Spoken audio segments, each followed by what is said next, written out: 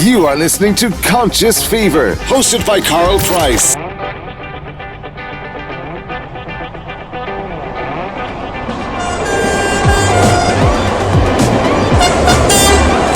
Ladies and gentlemen, the moment you've been waiting for. So listen responsibly.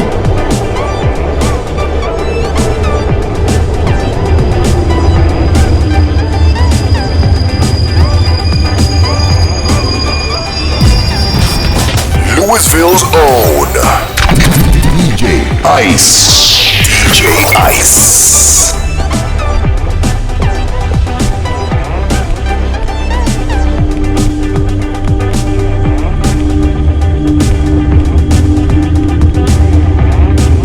You are listening to Conscious Fever, hosted by Carl Price.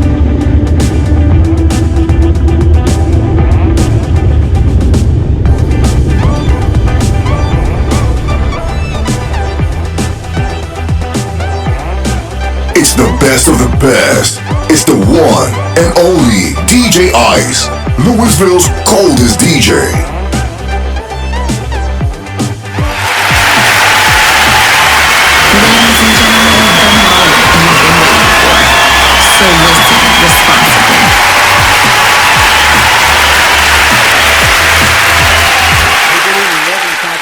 Conscious Fever Radio, Ice Entertainment Television. I'm Carl Price, your host. Here tonight on Conscious Fever, I have a fun-filled show for everybody tonight. I hope you're doing well. We are here live in Louisville. I've got two guests that are going to join me remotely tonight. One is attorney Paul Mullins, one of our regulars, and one of the featured co-hosts here, John Yah. So good evening.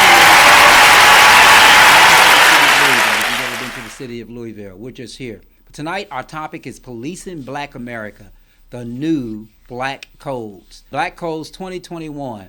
Why is it that police approach white police officers, and sometimes black police officers too, why is it that black people are approached drastically different than white people are in law enforcement? And we're going to talk about that tonight. Again, defense attorney Paul Mullins is here to join me this evening to talk about this stuff, and of course, John Yah. But before we get to that, there's a number of things that we're going to talk about, and I need to remind you to check us out on YouTube at the Conscious Fever channel. Check us out on Facebook on the Conscious Fever page, and check you watching me now on my personal page on Facebook. Your comments are welcome. If you want to offer some comments tonight, you're welcome to offer some comments, and our panel would respond to them. But before we get to our panel, there's a couple of things that I want to talk about. And one person I want to talk about tonight, Bernie Madoff. Y'all remember Bernie Madoff? The Ponzi king is dead. Yep. This came out of New York City from the Associated Press just a few days ago. Bernie Madoff. I call him the asshole is dead. Bernie Madoff, the former financier who pled guilty to orchestrating the largest Ponzi scheme in history, has died in a federal prison, according, of course, to the Associated Press. Madoff died at the Federal Medical Center in Butner, North Carolina, apparently from natural causes, according to one of the prison officials. Last year, remember, Madoff's lawyers filed court papers to try to get the 82-year-old released from prison in the COVID-19 pandemic, saying he suffered from end-stage renal disease and other chronic medical conditions. The request was denied, as it should have been. Y'all remember Bernie Madoff, right? He took a lot of money from a lot of people. And we're going to talk about that. Madoff, before he went to the penitentiary, and he got 150 years, Madoff admitted swindling thousands of clients out of billions of dollars in investments over decades. And y'all may remember that a court-appointed trustee, up to this date, has recovered more than $13 billion of the estimated $17.5 billion that investors put into Madoff's business. At the time of Madoff's arrest, fake account statements were telling clients they had holdings worth $60 billion For decades, Madoff enjoyed an image as a self-made financial guru whose Midas touch defied market fluctuations.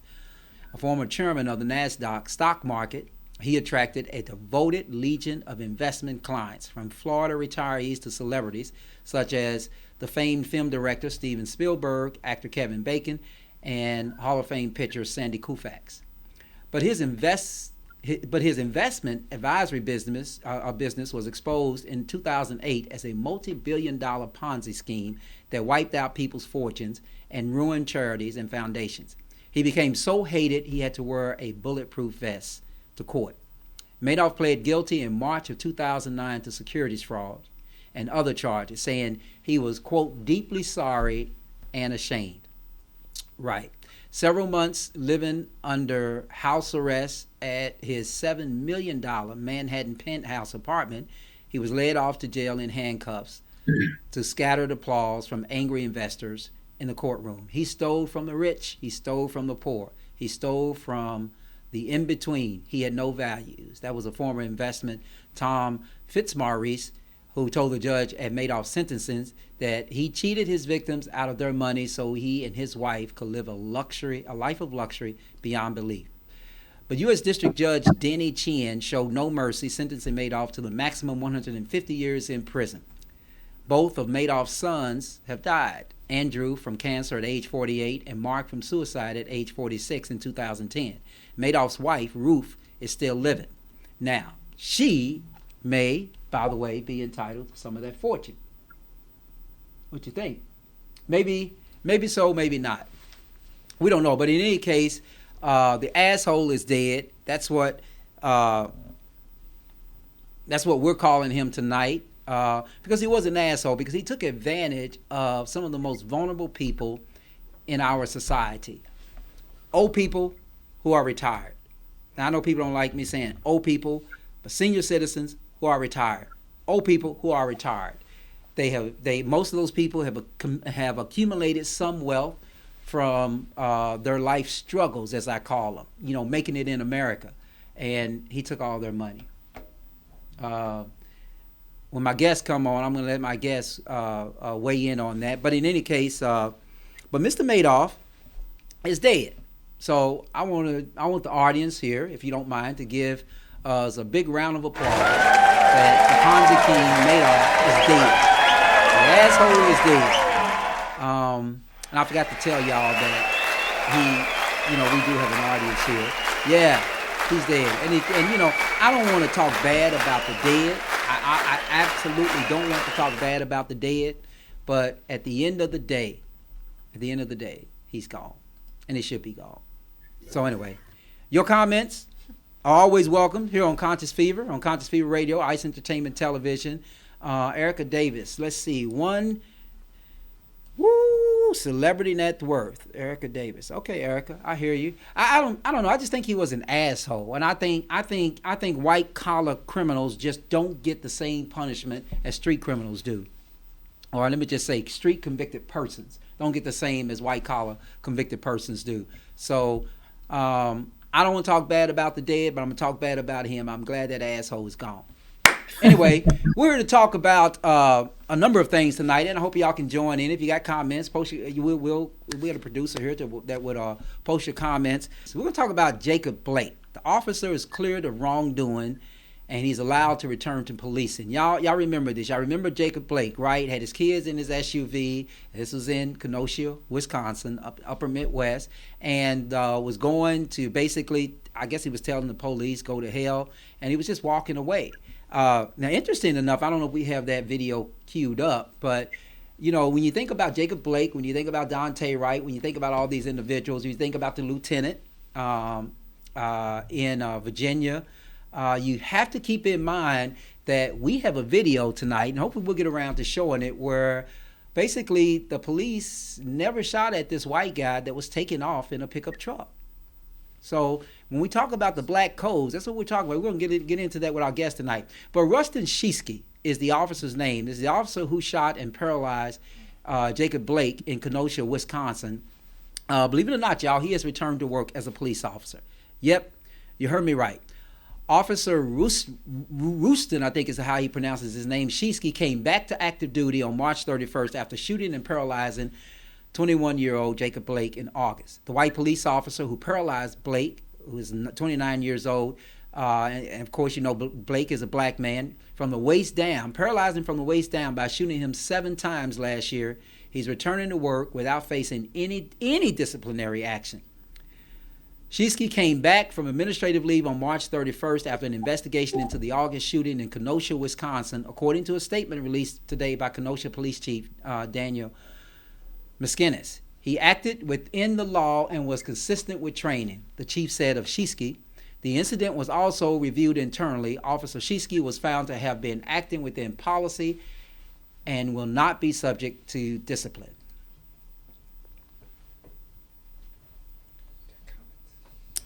We have to return fire. Eric, I knew you would say that. We have to return fire. But this shit is so fucking tiring. Absolutely, Von Levon. I agree with that. I want to see if we can bring our guests in now just to comment on the return of the police. I don't know if we can, but if we can, there we go. We've got our guests. I'm going to come over just a little bit. Welcome, John Yah and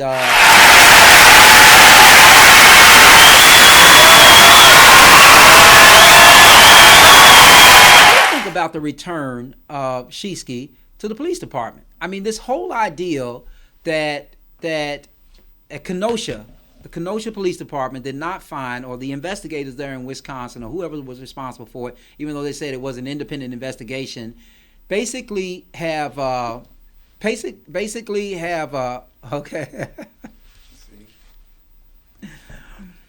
I'm gonna get spanked, y'all.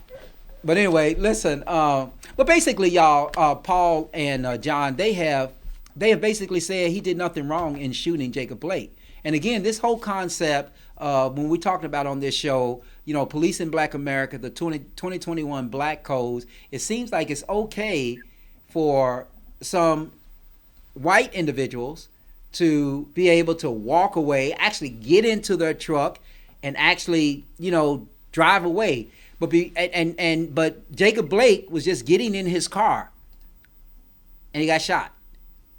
And I think this gets back before I ask you guys to comment. I'm gonna tell you this, and then I'm gonna show you the video. I think this gets back to the whole perception of thinking, particularly that black men are just inherently violent. But I want y'all to take a look at this video. Then I want y'all to comment. Check this out. Oh. Oh my God.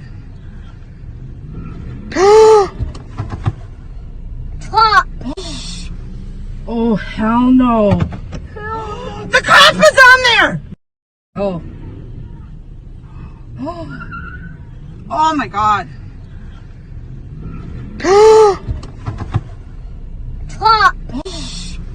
Oh, hell no. The cop is on there! Okay. So, I don't know if y'all saw what I saw, but I'm going to tell you what I saw. What I saw was a white man in Minnesota who the police was able to approach, that he was able to get into his car and actually drive away with the police officer on it. Your thoughts? Are we talking black codes, 2021 black codes, or what are we talking about here? I don't understand why that didn't require use of force at all. But I'm going to tell you what I saw. What I saw was... You don't understand why it doesn't require use of force. Is that what you said, Paul? Well, I mean, I see that we are quick to believe, and rightly so, that if there were a black man behind the car, he'd have been shot before the police officer got on the truck. Right, and I think that's what's wrong with that. Can you light me up? I think that's what's wrong with that. I don't like to be a person who jumps to conclusions, but, you know. Right. What do you think, John? What's your perspective on this? I mean, this is, I mean, police in Black America obviously is a little bit different. When we look at Daunte Wright and we look at Jacob Blake, obviously we've got some issues here. Correct. What we have is a different value of two different human beings. And so when you talk about the value, you got to talk about where did people get this value that we are worthless or we don't have any value. Okay. Now, of course, we see this trigger all over the country happen over and over again. It's almost as though uh, there is two sets of individuals, one white and one black, and there's this energy that we have of what we think of police, and there's this energy what police think of black people. Okay, so it ties in with the training, but it also ties in the black community how we view ourselves, right? So when you think about it, if you have individuals that have no regard for black people, of course you're going to see that, and every situation is different. Now, I would say that um, when we're talking about when we see a white person get away with the same crime, we're not talking with the same officer. So there's different circumstances of how things are looked at. Now, what I would say is for black people, for us, that is, we have to have a certain mentality of what we're looking at. This is not new. This is something that has happened over and over and over again. So how do we view it from here? Let me talk to you about something you and I talked about, Paul, of how we look at law enforcement and how we should look at law enforcement in this country. You know, we lack the ability to be able to how we concern ourselves when we get pulled over. I remember you and I talked about teaching our sons to how to act when the police pull you over, right? This is mentality that we're talking about, how you behave. Do you cuss the officer out? Do you bring attitude when someone pulls you over? And do you ask him why? What you're doing this for? Do you come off with that energy to cause that other person, because he's just a human being, to trigger his energy and then make him want to do something to you? Okay? Right. So I look at it like this. If you look at how officers are trained, because no one wants to address how officers are trained. They're trained to throw you on the ground. They're trained to put their knee in your back. They're trained to put their knee into the side of your neck. They're trained to subdue you, right? This is what their training is. If it was outside their training, then you can question it. So let's say, for instance, you got an individual that's got a gun, a taser, a billy bat, and he's trained to put his knee on your neck. Now, if you view this individual as with mental illness, how do you see him now? When you see someone that we will call mentally deficient, some people will call retarded, or some people will call mentally handicapped, and we see this individual with a gun, how do we treat him? Don't we treat people that have a mental disorder sort of nice? Do we lack the ability to how to serve to get what we want from that individual? In other words, if an individual displays a mental illness, how do we treat him? Do we be rude to him? No, we don't. So we act differently. And so this is maybe how we have to act towards police officers when they pull us over. We have to see a mentality that they will kill us, right? If you view it in that sense, maybe our attitudes will be different when we get into these situations. Interesting.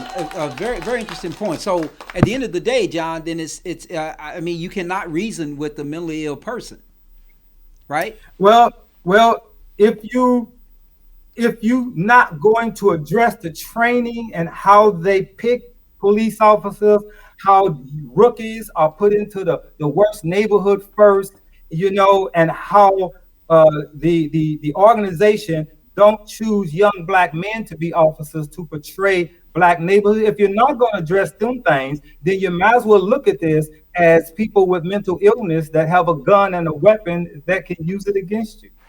Right. Paul, your thoughts? I think that one of the things that he talked about is something I've talked about many, many times with you before, Carl, is the police training.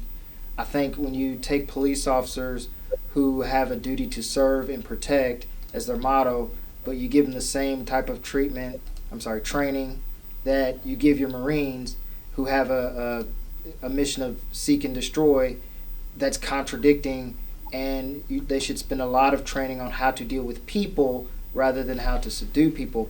I'm no expert in training. I just know that in my, years of being an attorney, you talk to police officers, and what do they always talk about? Their boot camp, their training, how it was like the military, and they enjoy it. And I'm not saying that everybody's bad, but if you get a bunch of toys, you're going to want to play with them. If you get tasers, if you get billy bats, if you're taught to use destructive moves on people, you're going to want to play with those toys. And that's the way they seem to get more training on how to be a military. I ain't gonna say Rambo, but because I'm not gonna.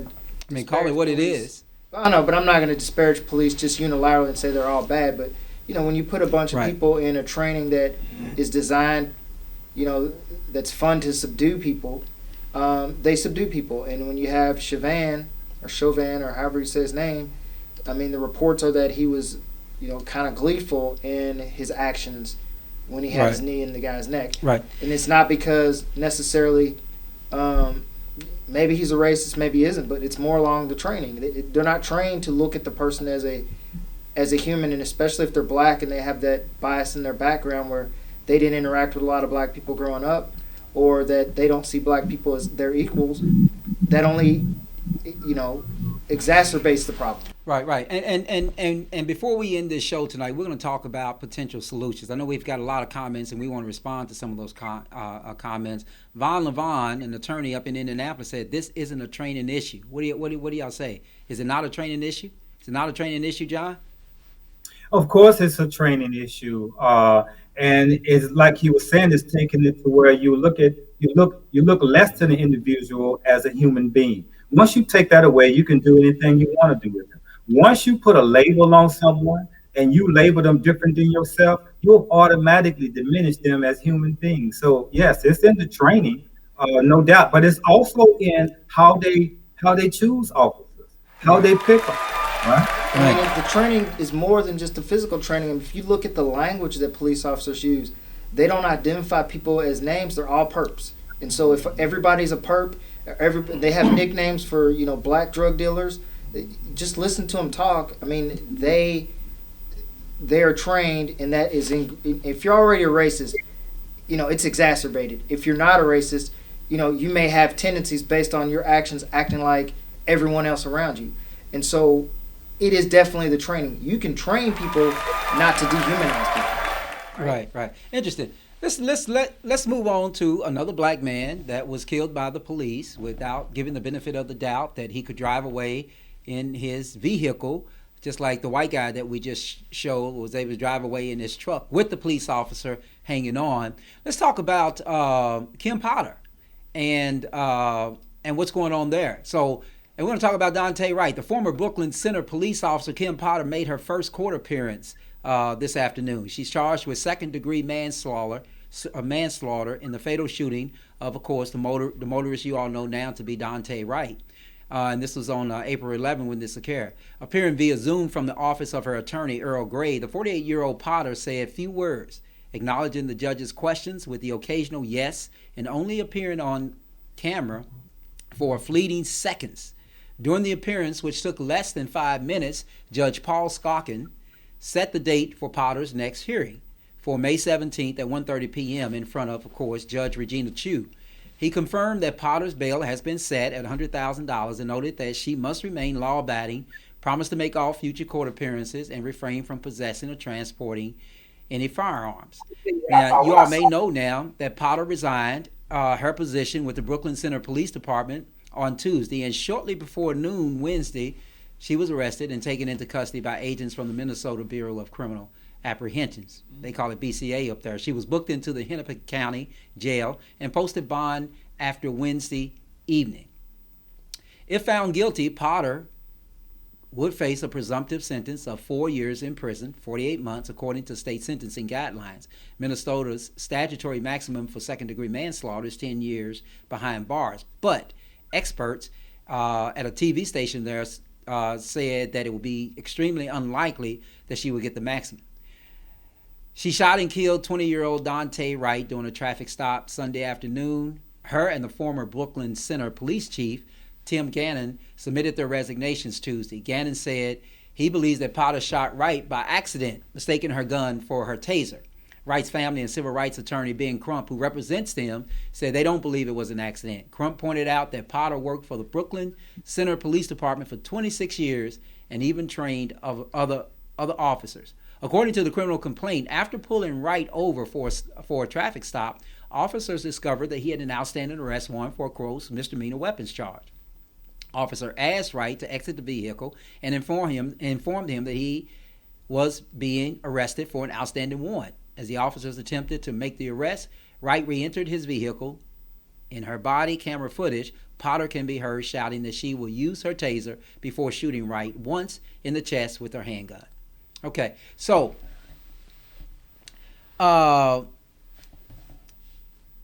interesting. But before I get back to my guest, I am going to show the video. Let's look at the video, and then let's talk about handguns and tasers. And I want y'all to just pay close attention to how these items are so similar but so much different.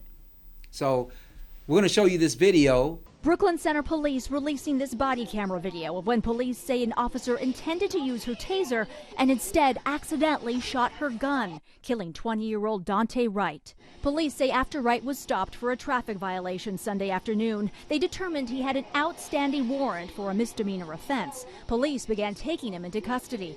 There was a struggle, and as Wright tries to get into his car, the officer can be heard yelling, "Taser, taser."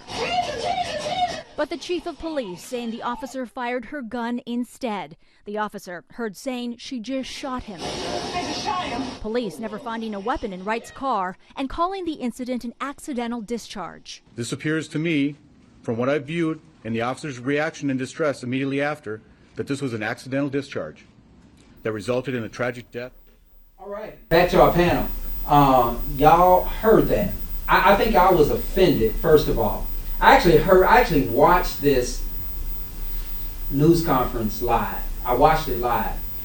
And Paul and gentlemen, tell y'all what I noticed. What I noticed was the first thing that chief said, very first thing he said was that the BCA, which is basically Minnesota's FBI, did not encourage him to give the press conference and show the video. And I knew when I heard him say, I wanted y'all to see this, I want y'all to hear this, thinking that nobody was going to react and say, oh, okay, well, we're going to forgive her because you said it was an accident. And when he said it was an accident, I thought to myself, he's going to lose his job. And he lost his job. So anyway, I'm going to show one more graphic here. I'm going to show you all a graphic before we get to some of the comments. I'm going to show y'all this real quick graphic of a handgun versus a taser. Okay, I want y'all to take a look at that. Then I want my panel to take a look at this particular graphic. The next graphic, which is a little bit detailed, and it tells you these different things. If you look at the very top, the standard size of this semi-automatic pistol is taller than a taser. You see that, 5.47 inches versus 3.2 inches. And this is the Taser X26P and a Glock 17, which we believe that Officer Potter had. But look at the length. The length is sort of similar. But pay close attention to the weight, 1.38 pounds and 0.45 pounds. Now, you all may say that makes no difference because as a layperson, you may not be able to tell the difference.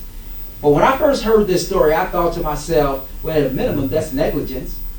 Because if you notice the stark difference between the two is the color, all right, and even the grip. So, Paul, I'm going to go to you first. I'm going to go right to you and just ask you, in reference to the charge, we have a second-degree manslaughter charge instead of murder, right? Yeah. Why?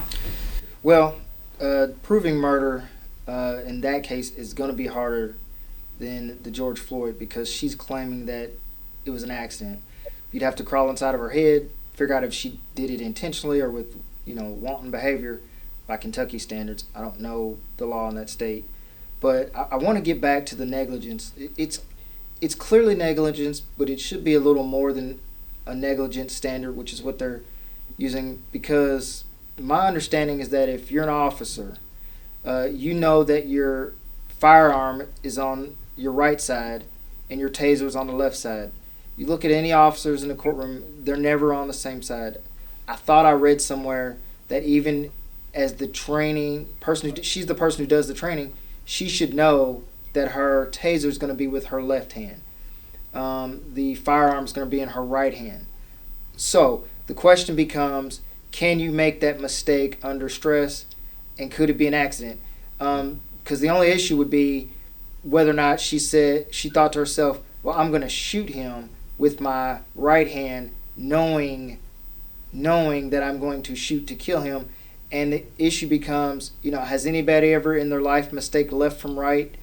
Of course. But I know that you would say that. I don't think it's that simple, but go ahead. Well, but you're right. It's not that simple, because you can be so negligent that it can still have you liable for criminal conduct. And that's what they have. How about from this angle, Paul? How about from the angle that you're prosecuting one of our men in blue, and you're going to kill somebody tonight? I mean, I know that's probably the best angle. I know that's impossible to believe, but you know how we prove cases as trial lawyers, right? First thing we do is we get emails, we get text messages, we get all of that stuff, and we don't just go by somebody who just shot somebody and say, "Oh, I think I shot him." Well, okay. You've been on the police force 26 years, right? And so she should be charged with the higher crime and let the jury decide whether or not it was negligence. Absolutely. But here's the concern I have, John. Then I'm going to get to you. The concern I have is this, and I know I threw that theory out there, and I'm just that's just hypothetically. What if you find emails where she says, "I'm going to kill a nigger tonight," or today, or something like that? But or something on a Facebook page or in one of these. That would prove her intent. Anyway, but the point is this. Is that there are safety mechanisms on a police provided firearm, and for every firearm, and there's a safety mechanism for a reason, so things like this won't happen. So I want y'all to think about this a second. She had to pull this gun and put it in her hand, which I think is one of our bigger problems when we talk about police in Black America today and the black codes of 2021, because why do you have your gun out? Why do you have a gun out? And we just saw a video from Minnesota where the police was riding on, what do you call that? On the driver's side door of this white man's vehicle. But my question, Paul, is this. Tell me why it is necessary. What is the threat level of somebody who has a misdemeanor warrant, right, and decides that he doesn't want to go to jail and take over? Now, I don't condone that, but I don't think that he got. I don't think killing him was the rightful consequence. All I'm saying is this: is that there were a number. Let me just make my point, and then I'm done. There was a number of preliminary steps that this woman had to take to put that gun in her hand. Notwithstanding the fact that she's been doing this for 26 years. I mean, what has she been doing? Desk work. You know how you see these police shows on TV, and you see somebody just sitting at the desk in a uniform the whole time. I mean, if she has been trained as a police officer, she knew she had it in there, and I think it's more than just mere negligence, Paul. I think it's gross negligence. Yes. But before you make another comment, John, your comments. Well, here's where I'm gonna get up under some people's skin.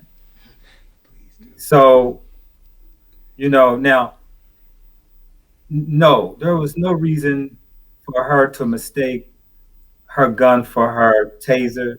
She's trained, and but you never know what the adrenaline would do. Specifically, if if you feel, as they would say, your life is in danger, is how they would use. But I would address this. What was the circumstances, and how did this individual pour this energy to it? Give an example. Had he just gave up and just went and let him cuff him, would he be dead? You see, so somehow his action falls in line of their training. And this is what I mean when I say, looking at these individuals with a sense of mental illness, they will kill you. So why should you put yourself, or why should you be in a situation where you're drawing that type of energy towards you? There's a way to go home. Right. But John, but do we blame him? I mean, when we talk about the lieutenant the Army lieutenant in Virginia. He did not want to stop on a rural Virginia road. He didn't want to stop in the dark on that rural road, so he came to a lighted area, which if you look at the NAACP mandates, that's what they suggest that you do. That's what a lot of civil rights organizations suggest that you do, that you basically go to a lighted area and, you know, where you can be videotaped. So he came to a gas station, right? So all I'm saying is that I forgot what I was about to say. Well, and he lived. But at the end of the day, he lived. Right. Well, he lived. Yeah, he did live. But I think it was but I think it made a huge difference that he had an Army fatigue on, also. And not only did he live, he did not get charged. Okay, so, but my point to you is this: is that there is a sense among these young black males, because their parents are telling them this. I'm not sure if I would advise my son of this, but parents are telling them this. They're telling them, you know, go somewhere where it is safe, right? Call somebody. But the moment this kid would have reached for his cell phone to call somebody, he probably would have been shot under these standards that you're talking about, John, right? So all I'm saying is that it's one thing to say maybe you should just comply. And I agree. You know, when the police officer pulls you over, you know, follow the commands. They have the authority to tell you, say, so long as they stay reasonable. All right, go ahead, John. You were saying. Well, again, I'm not justifying the shooting. What I'm trying to explain is that somehow there's an exchange of energy. There's a victimization, there's this victim energy, and there's this other energy that wants to make you a victim. Somehow they're drawn to it. And so now we're going to see this over and over again, and then it triggers what? Because what triggers our emotions? Racism, somebody killing somebody because they're black. These trigger words, right? And so these trigger words continue to go over and over again. And then what we have riots, we have this emotion, we have the riots, then we have the looting, and then it calms down, then it comes back up again. So somehow, are we somehow calling this in on our lives somehow, where we are always in this same situation over and over again? You see, I'm not emotionally concerned. I'm more concerned with the solution than I am with the problem, because no one really talking what we can do to change this. So Carl, you brought up a question asking. Good point, John. Go ahead, Paul. You brought up a question asking why she would mistake, and I don't want to crawl inside her head, but the reason why it's really quite simple. Yes, it has to do with training, but the fact of the matter is, I read in an article, no one has to take this as gospel, but this is what I read, that police officers mistaking their handgun for their taser happens on the level of like once or twice a year. Yeah, it's only happened 9 times with a fatality. Okay, so again, in life. Yes, like once or twice a year. That's very low. That's because police officers are trained to know the difference. Correct. So you're asking me the question, why would she do this? Police officers are regular human beings. As a regular human being, we all have our biases, our prejudices, our backgrounds, our past. This is going to make people feel uncomfortable, but she's a white woman, he's a black man. And she's one-on-one with him. Maybe her training failed for that reason. Maybe I'm way off base. But did y'all hear me? So, I'm saying that, as an officer, she's still a person. Her training failed. She was under stress. She was nervous. At the end of the day, maybe she felt threatened. Yeah, unnecessarily. No, I mean, there were multiple police officers out there. And I don't think, as many police officers as I know and that are friends of mine, I don't think police officers get a pass for mistakes like that. Oh, I'm not giving her a pass. No, I know you're not, but I'm just saying that I don't think that they get a pass. And here's the reason I don't think they get a pass. And I don't think we should say it's your training and all of that. She's been on the force for 26 years. I think if I were the prosecutor on this case, I'll be looking for some criminal intent. I would be looking for some criminal intent, because I can't make sense out of the fact that you've done this a very, very long time. Number one, police officers get more training in firearms than some pimps get sex.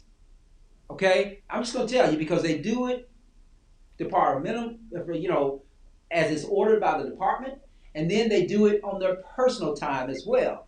So so that's number two. How do you mix up the two? They are just remarkably different. Well, Carl, to me. Hold on, Paul. They're remarkably different. And then three, I have a problem with the 2021 black codes. That is that we're dealing with the black man, so we're dealing with the threat, right?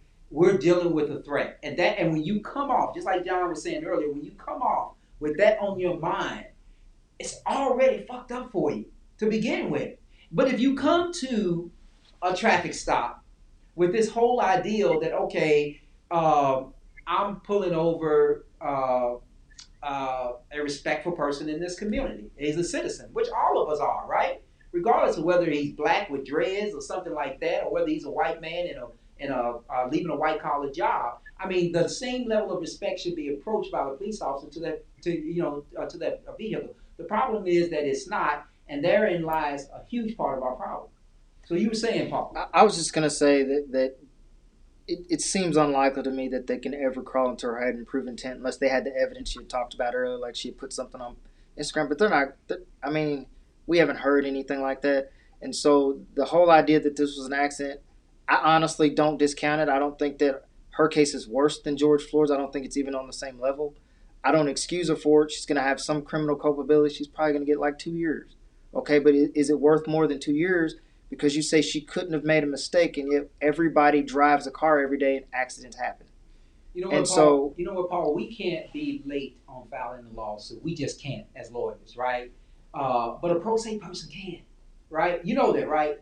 You've seen Court of Appeals cases where they said, okay, well, you were proceeding pro se, you missed the statute of limitations by an hour, you're okay. Let us miss the statute of limitations by an hour, and we're calling on malpractice carry. Yeah, but we can miss other dates and write in excuses for appeals, and they are okay with it. I mean, it's not like accidents don't happen.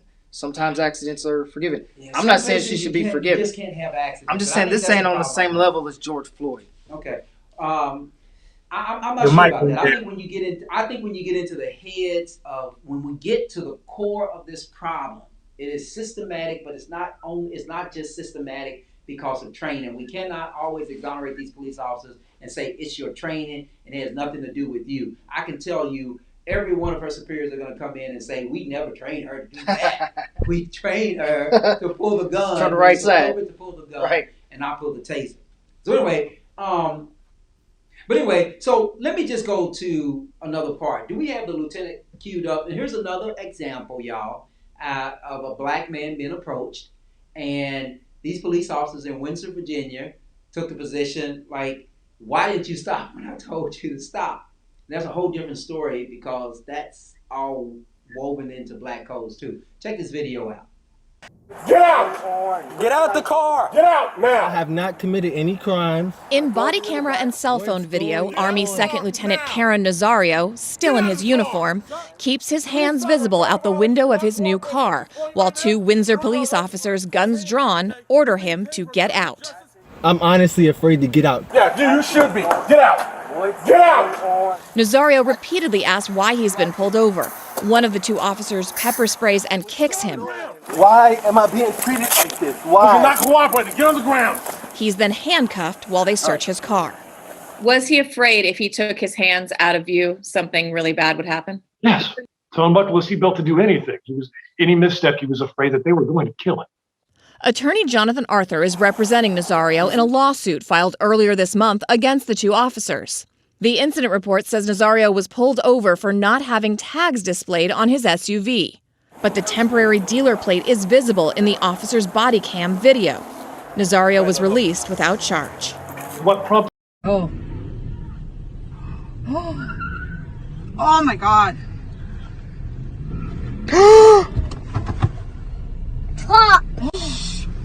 Oh, hell no. The cop is on there!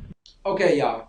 So we showed those back to back just to see the different treatments. And so when we talk about policing Black America in 2021, are we dealing with black code?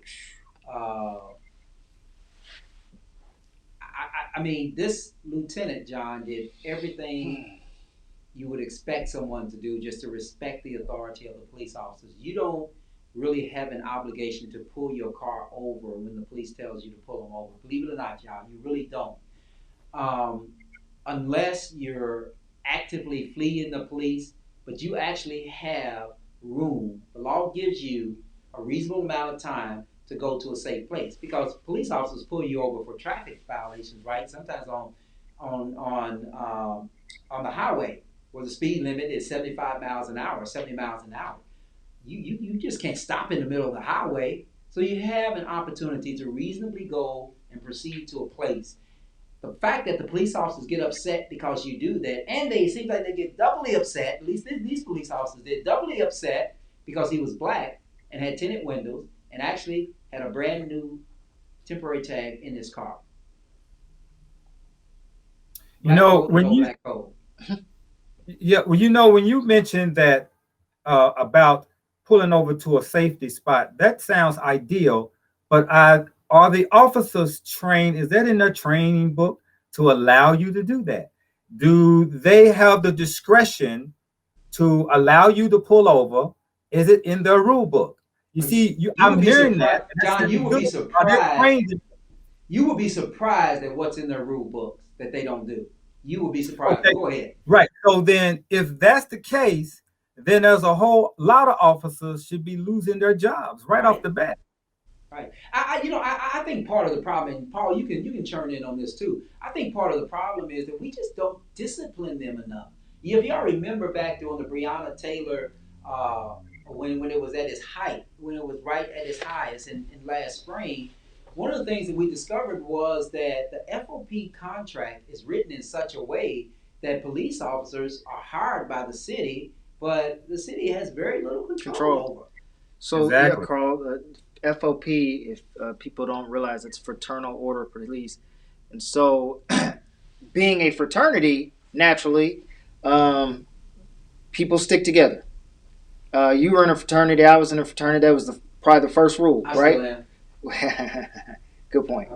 Yeah, sorry. You're in a fraternity. You're in a fraternity, so everybody sticks together, right? Do you pay your dues, Paul? Dues. Of course, Carl. Okay, I just want to make sure. All right, go ahead. Can I get to my point? You can get to your point. All right, so they're a fraternity, and the biggest problem that I sometimes see is police don't call each other out. Instead, they, and this isn't just anecdotal, we know this, we've seen it on video. They don't call each other out, they don't stop each other from doing the bad things, and then if they stop doing the bad things, they don't report them. They don't follow through. It's like, man, you shouldn't have done that, but I'm gonna keep quiet. Believe it or not, that there are police policies that require that. And so I think it gets back to an issue of the discipline that we're handing out. For instance, I've always said that the only thing that has gotten us to this point where we're even talking about this on this show is the fact that there's video. So we have now discovered in our lifetime that video is extremely important when you encounter the police. Because if you remember the George Floyd situation, not until that video came out, they said that he had expired. He went into medical distress. They said nothing about Chauvin having his knee on George Floyd for over 9 minutes, right? Until the video surfaces, and it's a whole new story. The Arbery case, right? Whole different story when the video comes out. So I think video is so important that when we get back to, and we talk about officer discipline, to me, it should be a terminable offense if you go and encounter a civilian as a police officer and your body camera is off. I don't care if he was having an old lady get her cat out of the tree. He should be fired. Now we have realized that video is so important in our society for a number of reasons. One, it tells us that some police officers just don't tell us the whole truth. And I think, Carl, following up on what you said, I like that idea. That should be implemented. But to go a step further, if an officer says something that's definitively different from a video, he should be fired and removed from the force. In other words, in the video you just played, if I heard it correctly, it stated that the person had expired tags, but in the video it showed he did not. So, is that what I saw? Is that what I saw in the video? He did not. He had a temporary tag in the window under his tenant window. I understand that, but depending on where you live, you can't put temporary tags on it. Well, actually, temporary tags are not designed to be put on the back of your car. They have to be placed in the window. In some states, they require that you have them in your front windshield. But I want to read this comment because Erica Davis took the time to actually write this comment. I want y'all to look at this comment and let's comment about it. It says, the 11 laws of white supremacy: never let blacks know what whites are thinking, intentionally mislead them, to always try to figure out what blacks are thinking. Just gotta keep it back. But in any case, interesting. I can't read it from there, but I'll try to read it from there. Let me see. One of them is, there we go. Always appear to be friendly or humanitarian to blacks. Act as if you don't know you are a part of the ruling race. Use religion to gain the confidence of blacks. Always try to get blacks fighting with each other. Once they start, it's difficult to get them to stop. They have a most unique fondness for destroying one another that supersedes all others' interests once it gets started. Okay, that's all I'm going to read. That is sickening. That is sickening? I mean, the problem is it might be sickening, but unfortunately, some of that is true. What did she say that was incorrect? It's just sickening that that would be circulated as a way to rule black people. It's sickening. Do you believe that happens, Paul? I believe you could do that to any race. I believe you could do that to any group of people and to subjugate them. But the fact that somebody would actually print something that says these are the 11 rules, I don't know if she made those up or if she's pulling from a white supremacist organization. I wouldn't doubt it. But the fact that it can be so simplistic and, like John said, true, which is saddening. Black people just need to be aware that if there's a playbook on how to subjugate a race, they need to know what the rules are and counteract them. Interesting. What was your comment, John? Let me ask a question here. We're talking about policies. We're talking about the Constitution. We're talking about laws. Now, and y'all two are attorneys. And I would ask this question because I would throw it out there for any attorney. In other words, what's the solution for an attorney to see it instead of the wait until something happened to file lawsuits and waiting to see what cut you can get from that? Well, what I'm asking is that what is the solution to prevent it from happening? Let me give you an example. And you asked me, and you answer whether either one of y'all can answer whether this can and cannot be done. We just talked about the FOP, their policies. Why isn't black lawyers involved in that negotiating? Why isn't black lawyers saying, hold up, before we make and sign this policy, what and how y'all going to patrol the black neighborhood? Why isn't black lawyers coming together to file injunctions against the city and how they police the black neighborhood, how they choose black officers to police the black neighborhood? Why isn't these issues being addressed from a lawyer standpoint, from the black lawyers? Because it would be simple to file injunctions to create an investigation of what's going on. We can talk about all these shootings over and over again, and we wait until after the fact, and then we see the black attorneys with the rolling in with the big money, right? With the big settlements, right? And then poof, they get the money, they go away. There is nothing being done to prevent it from happening. Since we're talking laws and policies, and you guys, the black lawyers, are the ones who can read and understand these policies more than the common black person. Why isn't there a vanguard for black lawyers taking this initiative to prevent? The prevention goes inside of looking inside their policies and saying, no, we don't want this. And how do you stop it to prevent it from happening from a lawyer standpoint? Right, from a lawyer standpoint. What? Let me just say this. First of all, I will say this. Bro, what are you talking about, man? Presumption in some of what you were saying. And let me just get rid of one presumption. As lawyers, and I guess Paul can comment on this also, as lawyers, I didn't go to law school to defend the black race. Okay, now let's keep that in context. Because if you put the onus on black lawyers, then what you're saying is that we went to law school to be NAACP lawyers and do like Thurgood Marsh and all those guys did back in the day. What I just said doesn't mean that we shun ourselves away from what's happening in the community. No, we don't do that at all. But trust me, we all went to law school just like somebody else went to business school. Went to law school to come out and make a living for our family, raise our family, and have a wonderful life.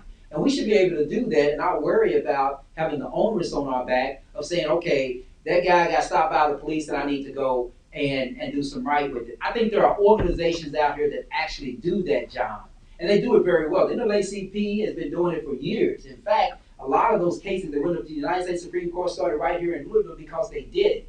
Okay, so I don't think that it's necessarily my obligation, unless I'm hired, quite honestly, to do it. And I know that's gonna, invite some interesting comments, but I'm gonna say that because I'm not gonna be put on a pedestal and say, okay, there's a black guy that was stopped. Why don't you come out and do that? Now, let me talk about the policy. The policy is not a black lawyer issue.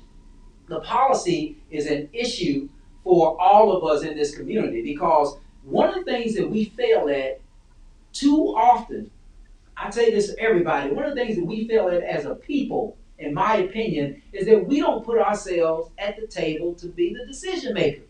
You have people out here who say, I don't vote, okay? And they say, and they have a myriad of reasons why they don't vote. But the reality is that all these protesters that are protesting across here in Injustice Square and Breonna Square, I always ask the question, why are you out there doing that? Why don't you take that energy and channel it towards replacing the people who are making the decisions? So, and what I mean by that is that we don't have any statute of limitations here in Kentucky, in the state of Kentucky, on felonies. So it's not the end to all that these officers are not indicted. Go out, find somebody who is going to tell you on the campaign trail that he or she is going to get elected into that office and present that case to the grand jury. And then that should be our focus. So to me, it's a global issue, and it's a global responsibility of all of us as black people to actually make sure that we're part of the decision-making process. You may have seen a show some time ago here on Context Field, I think last year around the Breonna Taylor, when the Breonna Taylor story broke. And one of the things that we talked about was who signed off on the FOP contract. It was the county attorney, it was the FOP president, it was the mayor of the city of Louisville, and it was the attorney for the FOP president. So therein lies our problem, because if we're not, and then you look at all these clauses in this contract that says we can't fire a police officer for this, we got to put them on administrative leave, or when you file an internal affairs complaint against the police officer, what's going to happen is that if you don't show up for the first meeting with the officers investigating the internal affairs complaint, then guess what's going to happen? They're going to dismiss it, they're going to file it away, and in 30 days, nobody is ever going to be able to talk about it, even when this police officer goes to another department, even though he may have sparked a complaint by beating the hell out of somebody. So anyway, your thoughts, Paul? Well, I mean, John said that lawyers, I know I don't want to repeat what you said about responsibility of lawyers, but John, a lot of times policies are shaped, created, and made through, lobbying, for instance. And that's not always lawyers, but even the lobbyists who are lawyers, and I don't want to sound like I'm not hearing you, but lawyers still have to get paid. Like if I spend all my time fighting and defending causes, I don't make money. And, so it takes organizations who raise money to hire lawyers to do those things. But just black lawyers in general, Carl's right. We're all independent businessmen who once hired to do a job, sure, we'll go do it, but we can't really go out and just say, I'm going to file an injunction, because first of all, we need a plaintiff. We can't just file it on our own because we think it's a good cause. We need a plaintiff, someone who has reason to file an injunction, and that person has to come in our door. We can't go solicit those people. So part of what you're saying is that black lawyers need to take the lead, and while that has a certain grain of truth, we can't just go out and do things without a cause. And I hope that answers you, but I hear what you're saying. I think what you're actually wanting to say is that you think the black lawyers in the community should take more of a leadership role, and that may have a lot of merit. But I don't think that they should be put on a pedestal as the saviors of the black community, even though a lot of people look at lawyers with a lot of respect. But there are doctors, there are pastors, there are other people in the community who have the same level of respect, who can lobby even better than certain lawyers. So it's a community effort, and it has to start with an organization rather than an individual. Right, but I think it goes from another angle too. I think when you talk about it from another angle, John, and this is the angle that I'm hearing you from. The angle I'm hearing you from is that police officers, those police officers who will never be charged with George Floyd's murder, those police officers who were never there at the scene, they have a responsibility to have prevented that also. Because this is not the first time Derek Chauvin has done something like this. I mean, and that's what happens. You go back into these files and you find out more and more information. So what I'm getting at is that we all, in terms of the black lawyers, in terms of the police department, we all have an obligation to report wrongdoing, right? And I think police officers don't do that. I think police officers don't do that enough. That's number one.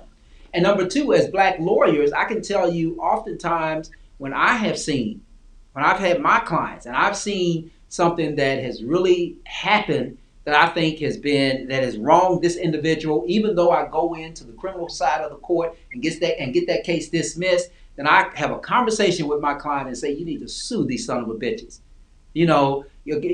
Coming out, taking out warrants on people, knowing that the warrants are bogus, these people get arrested, they serve time in jail, and then all of a sudden the case gets dismissed and you don't have any consequence. See, that's why I think we have to take the lead in terms of being obligated. You still need a plaintiff, though. You have to have a willing plaintiff, and sometimes absolutely, there's always a willing plaintiff. But let me just say this real quick before because I want to deal with the comments. I want to deal with the comments, and as we deal with the comments before we get out of here, I do want to say something, but I just forgot it again. Carl, you getting old. You getting old, man. Right. Yeah, we're not going to have time to talk about the Chauvin stuff, but we'll come back next week because maybe we might have a verdict by next week, and we can talk about it. Right. Here's one here.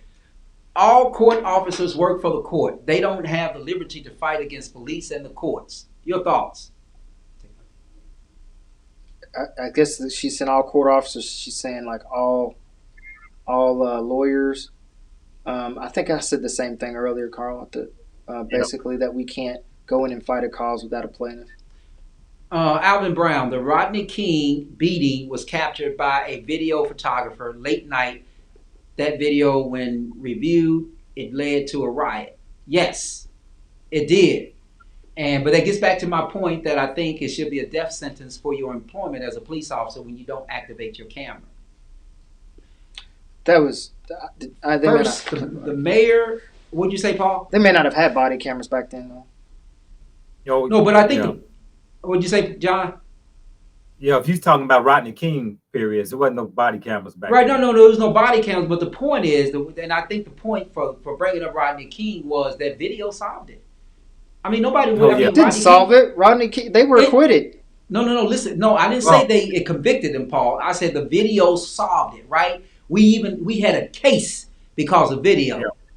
That's the only point I'm making. How important video is. Even how important video was for Rodney King. We wouldn't even know about Rodney King other than another Negro that went to the LA County court that day and pled guilty to something. Right? Had it not been for the video. That was the point in Rodney King. Is Chauvin going to be the next Rodney King?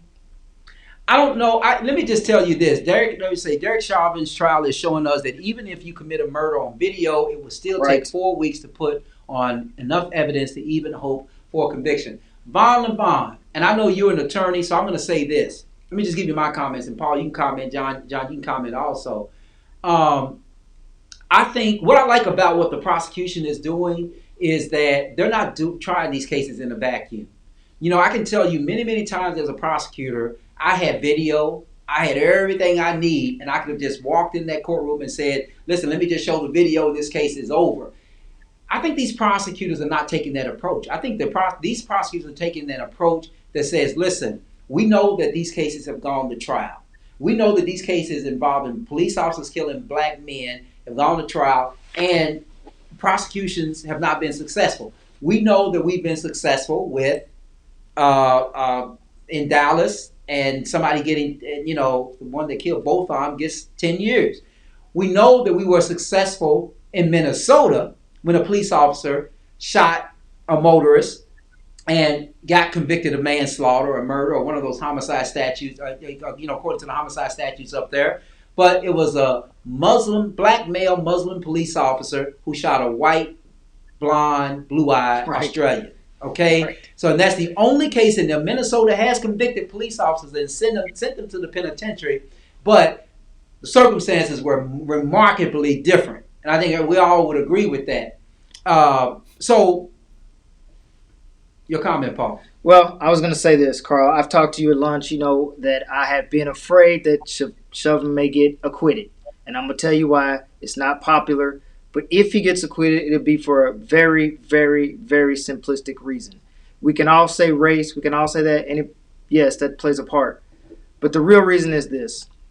You have all these experts testifying about what caused, what didn't cause. You have the ones on the defense saying it didn't cause. You've got at least one of the prosecution's witness who is an expert, not as strong as he should be. The actual coroner who actually did the autopsy, not as strong as he should be. Are you seeing something different than I'm seeing, man? No, he wasn't as strong as. That's why they had the other three to buffer his testimony, because he could not definitively say, as the other three did, that he died due to the police officer being on his chest. He stopped short and said due to asphyxiation, and the others had to come in and say, well, the asphyxiation was caused by the officer on his neck and chest.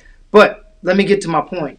Right, I don't with think all that's these the people, prosecution, Paul. with all these people. Let me just tell you real quick. I don't think that's the part of the prosecution. I think what the prosecution is doing, because I can tell you, I've watched this trial every day except for the times I had to just walk away briefly. I'm telling you what they're doing is that they are pinpointing every element of what they need to do in terms of addressing it to win beyond a reasonable doubt. And there are some of these experts that have come in, because our body is very complicated, There are some of these experts that cannot talk about something that another expert. And I think that's why we see all these big numbers of experts in this trial. But go ahead. So I don't want to make that my point, but it was Baker his name was Baker. He was the forensic pathologist who actually did the autopsy. And his testimony was essentially that Mr. Floyd died after taking the drugs and his body just couldn't take it. Rather than saying it wasn't that his body couldn't take it, it's because the police officer, he didn't actually go and say that. So the others kind of fixed his testimony. But his testimony, in my mind, was the weakest of all the experts. But the point I'm trying to make is you've got all these experts testifying, and the defense is going to come in and say, you got all these experts testifying, and you need to know beyond reasonable doubt whether Officer Chauvin is the one that killed him. That's reasonable doubt. If they're going to acquit him, it's going to be on that basis. None of the experts all agree definitively. That's a problem. Well, I'm not sure if we're watching the same trial, but I said if he's acquitted. Yeah, we're right. If he's acquitted, I think I'm just going to give you my prediction for what it's worth. I came close in the NCAA tournament this time because I said UCLA was going to beat Gonzaga, and they almost did it. So I hope this is not an almost conviction. I think this jury is going to convict him. I think the real issue is two real issues. One is whether this judge has made enough mistakes during this trial that he should have granted the defense a mistrial. Now, there was some stuff that happened today. It was very, very edgy. I don't know if y'all watched the trial. It was very, very edgy because the prosecution was doing this rebuttal case, and the judge said, and anytime if any of y'all listening, or me and Paul, when we tried a case, especially as a prosecutor, I would tell you, you try a case, you put on your evidence, the defense put on their evidence, and then you have an opportunity for what is called rebuttal. And only the prosecution that has that. In a civil case, the plaintiff is the only one that has that rebuttal string, right? So you have that opportunity to rebut what the defense has said. In other words, getting the last word. And when you get that the judge today said, prosecutor, you can have the last word on this issue of carbon monoxide, something like that, but you have to stay away from this other area. And the prosecution brought this witness in after 20 minutes of talking to him, and he went in that area the judge told him not to go into. So sometimes that could be problematic on the appeal. The judge didn't grant a mistrial today, but I think it came very, very close. That's one. The other thing is that I'm concerned about the sentence that they will give him.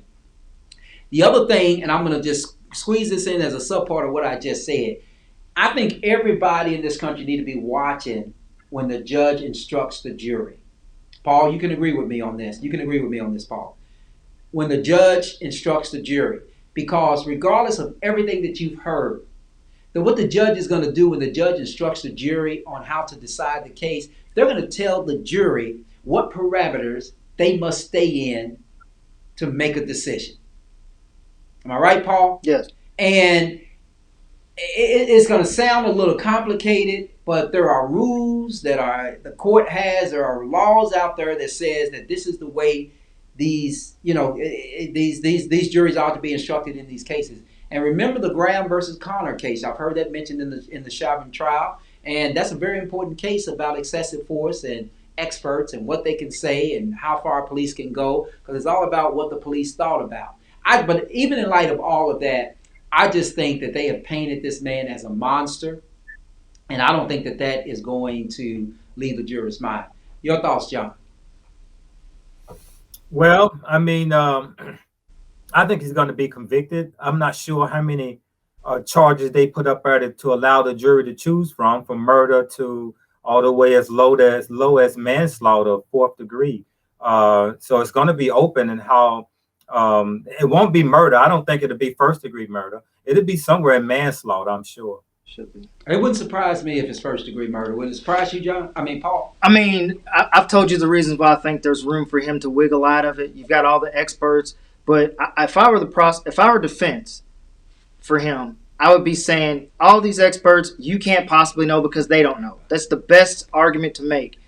If I'm the prosecutor, I'm saying don't believe your lying eyes. You saw this video. You see what's going on. You heard the man say that he's crying out for his mom. Remember when the case first started, before even the trial started, we had a conversation. I said that's how you know somebody's in trouble, when they start calling out for their mom.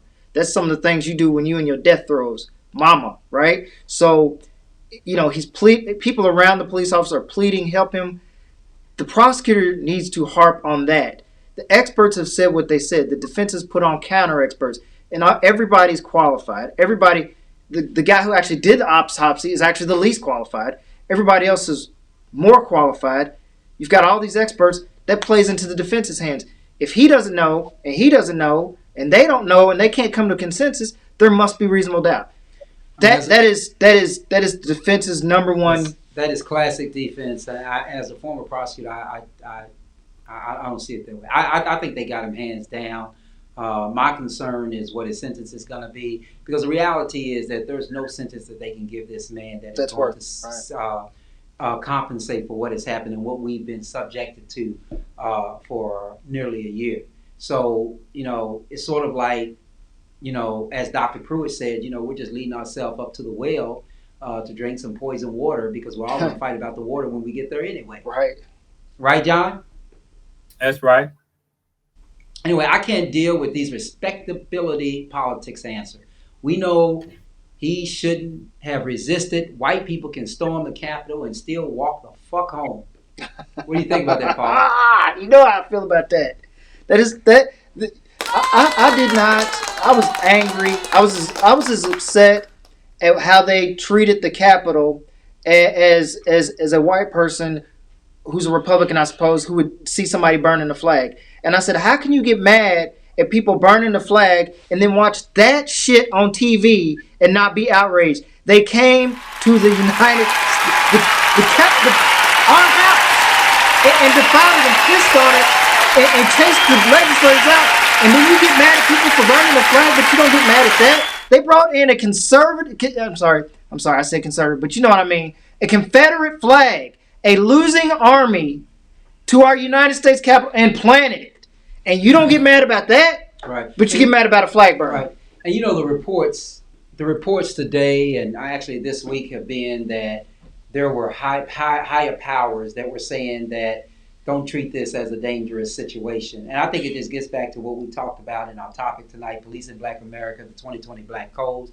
There are black codes and there are white codes when, in terms of dealing, in terms of interaction with the police. When the police deals with, for instance, when they know there's going to be a march or protest. Now, protests are legal. They're nonviolent. A protest. When they know that a protest is coming, they go out and get all the army gear and all the tanks and all of that.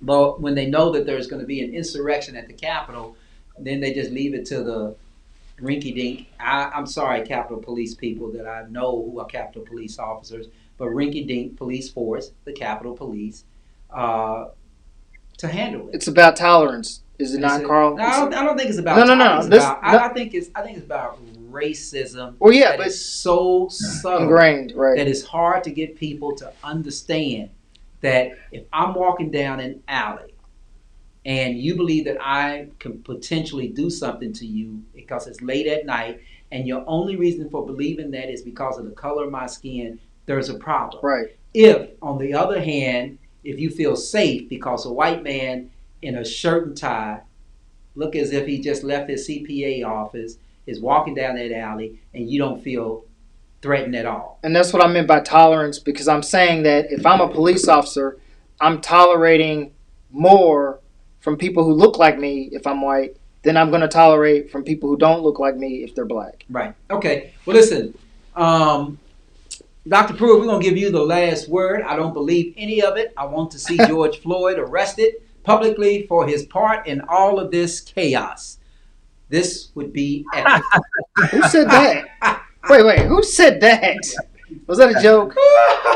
Was that a joke? I don't know what the audience thinks about that. Dr. Pruitt, the audience, I think it's. Was that a joke? No, I don't think Dr. Pruitt, is that a joke? The guest is asking, is that a joke? I don't think that's a joke. I think that she really believes that. Well, I'm gonna let you speak for yourself. I wish we could give you a link so you can come and join us on the show. You can't handle the truth. What's that? Okay. You can't handle the truth. I think it's what Dr. Pruitt thinks about us. She said George Floyd. I mean, give us the prior comment again. Maybe I misheard it. Listen to this, Paul. I don't believe any of it. I want to see George Floyd arrested publicly for his part in all of this chaos. That would be epic. How could he get arrested? That's why it would be epic. That would be, right, John? That would be epic on epic if we could arrest George Floyd. But of course, I know why Dr. Pruitt is saying that. And now she said, no, it's not a joke, honey. I believe we're going to do a show about the use of the word honey, Dr. Pruitt. I'm going to tell you, that has racist overtones. I'm just going to let you know. We're going to talk about that. You shouldn't call people honey. That's belittling people. Honey or dear. Wow. Never heard that one. You never heard that? I never heard that it was belittling. We gotta watch it. Anyway, we got to get out of here. Paul, she said she believes it's all staged. Okay. I'm not engaging. We'll engage her. She's right there. I'm not engaging. What your response is to her. She's a doctor of what? I don't mean to insult her, but a doctor of what? Medicine? Dr. Pruitt. Okay, she said she will call you baby, Paul. Paul's single. John,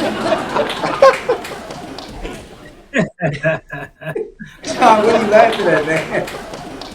Why are you laughing, John? Hey, in her where she's coming from is that, somehow there is a constantly trigger that we constantly go through all the time with us as African Americans in this country.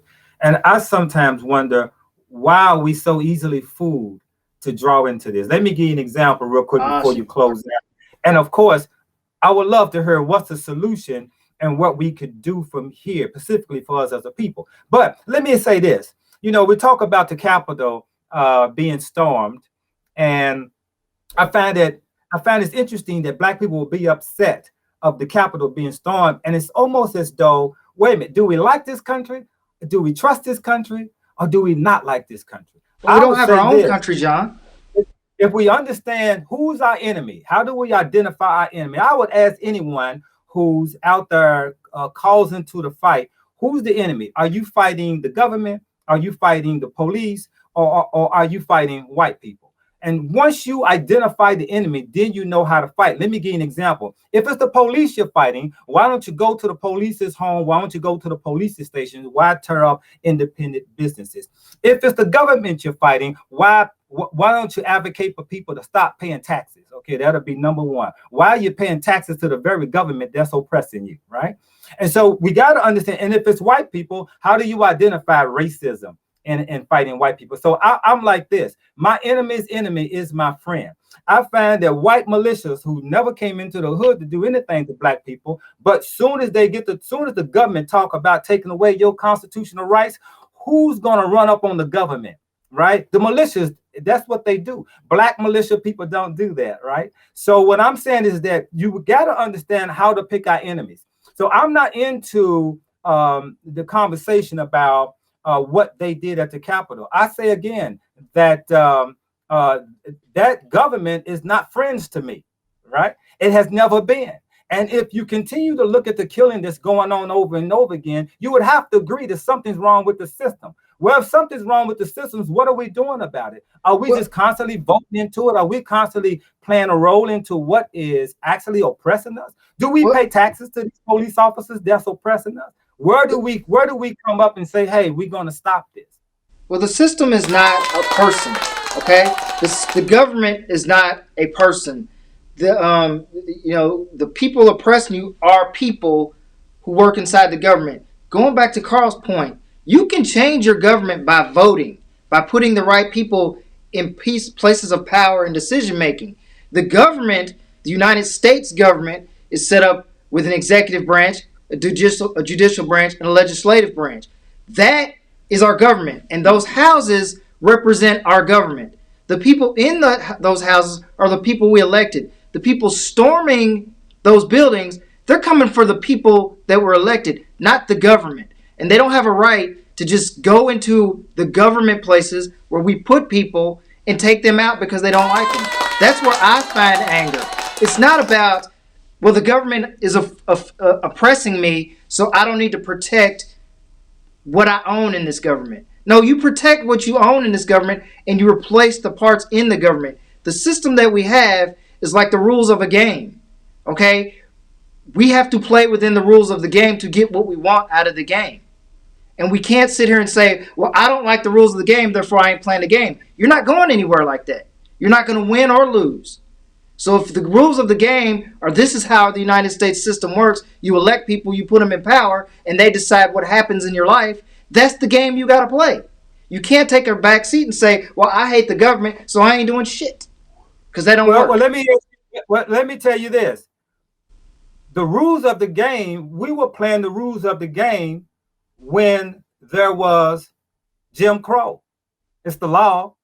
You see, so when do we disagree to where we say who is the enemy? In other words, we played the rules of the games when it was Jim Crow, when we could not go to certain schools, we could not drink certain fountains. That was the rule of the game. That was the game, right? But we played the rules and we won. See, the Jim Crow doesn't exist like it did before. It still exists in our minds as black codes, but we're still playing the game. You give up playing the game, it goes back to Jim Crow. You got to keep playing the game.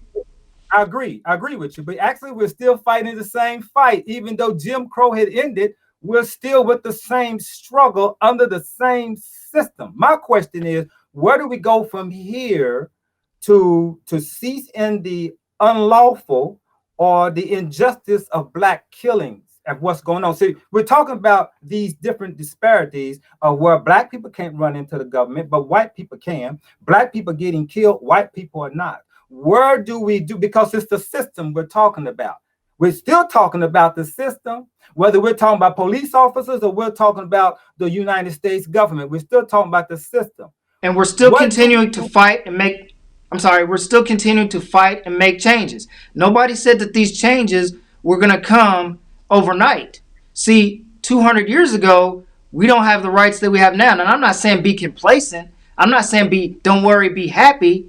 I'm saying you cannot give up the fight and say, since I don't like the rules and I don't like the government, I give up. And I'm not saying you're saying that, John, but I'm saying that I'm still mad that they did that to our house. And not only am I mad, I'm mad at the lack of similar response. If Black Lives Matter had done that, you would have saw water hoses, guns, whatever. That's what we presume. I don't know that to be a fact, but I'm saying it's true. Okay? The fact that you can let another group come in and plant a flag of a defeated country or wannabe country, to me, is the most outrageous thing I've seen nearly in my lifetime. You're referring to the Confederate flag? Yes. Right? Yeah. Interesting. Listen, we have gone way over, but I thought it was necessary tonight. I do want to thank you, Attorney Paul Mullins. I want to thank you, Brother John Yah, for joining us tonight. I think we have, thank you. And I think we have, y'all know John Yah, did you get the tipping point? We just ran across a tipping point commercial somewhere, man. Have you seen that yet, Brother Yah? Man, I did, man. It was dope. I like it. Have you seen it? We're gonna show it real quick. Check this out. For those of you who don't know. You are listening to The Tipping Point Show with your host, Mr. Just Ask Joe, John Yah. Right here on WLOU. Stream it live on Facebook and WLOUonline.com. And now, The Tipping Point Show.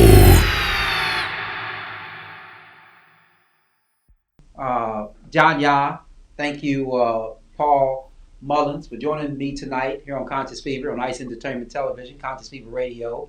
Show tonight was Policing Black America, the New Black Codes. I want y'all to stay tuned to Conscious Fever as we move forward. I am going to have the pleasure of interviewing a doctor who just happens to be my daughter in about 2 weeks. I want y'all to join the show on April 29th. She's going to talk to us about black veterinarians and black pet owners. Should be some interesting discussion. April 29th here on Conscious Fever.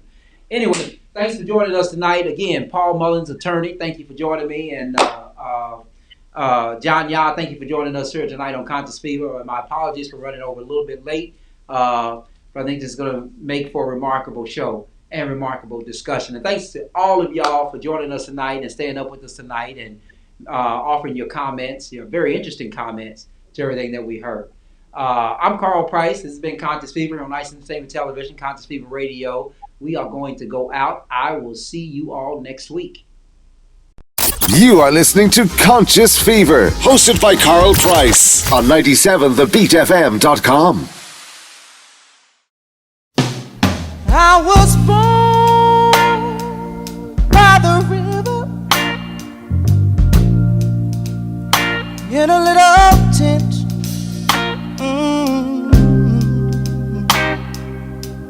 Like the river I've been running ever since. It's been a long time coming, but I know change gonna come. Oh yes it will.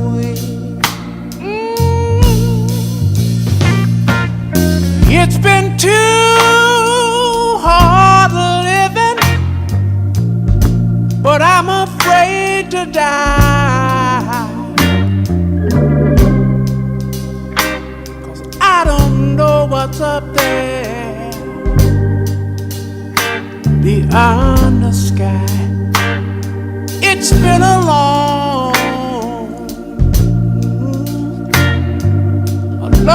time coming, but I know a change gonna come. Oh yes it is.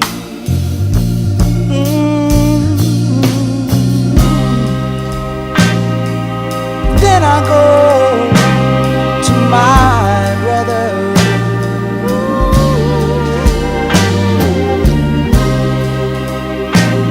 And I say, brother, hey,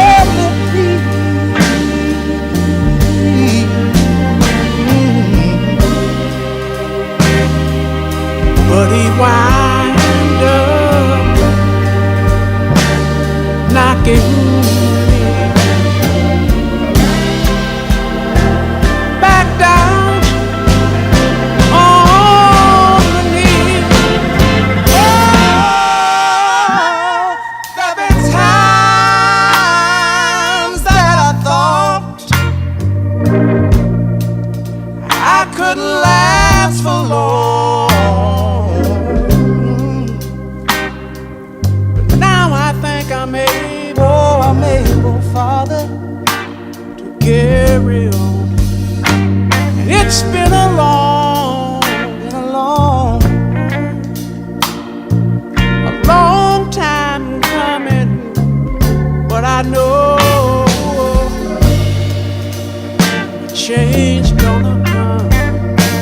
Oh, yes it is, yes it is, yes it is. Said I know that a change is gonna come one day. I know a change